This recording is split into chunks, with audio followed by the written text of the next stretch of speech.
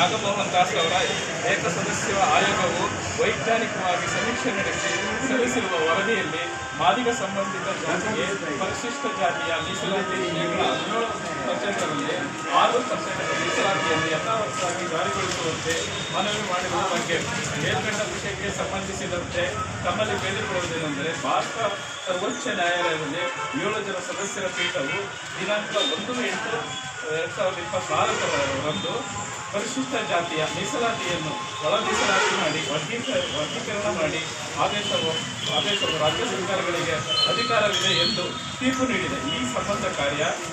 ಪ್ರವೃತ್ತರಾದ ತೆಲಂಗಾಣ, ಹರಿಯಾಣ, ಆಂಧ್ರಪ್ರದೇಶ ರಾಜ್ಯ ಸರ್ಕಾರಗಳು ಪರಿಶಿಷ್ಟ ಜಾತಿಗಳಿಗೆ ಒಳ ಮೀಸಲಾತಿ ಜಾರಿಗೊಳಿಸಿವೆ. ಕರ್ನಾಟಕ ಸರ್ಕಾರದ ಮಾನ್ಯ ಮುಖ್ಯಮಂತ್ರಿಗಳು ಹಾಗೂ ಐಕ್ಯ ನಾಯಕರಾದ ತಾವುಗಳು ಪರಿಶಿಷ್ಟ ಜಾತಿಯವರಾಗಿರುವ ಅತಿ ಹೆಚ್ಚು ಸವಲತ್ತನ್ನು ಪಡೆದುಕೊಂಡು ಅಂದು ನಾಗಮೋಹನ್ ದಾಸ್ ಅವರ ವರದಿ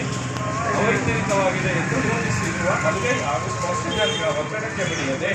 ಪರಿಶಿಷ್ಟರ ಸವಲತ್ತುಗಳನ್ನು ಕನಿಷ್ಠ ಸವಲತ್ತು ಪಡೆದು ಮೇಲ್ಕಂಡ ಬಲಾಢ್ಯರ ಎದುರು ಸ್ಪರ್ಧಿಸಲಾಗದೆ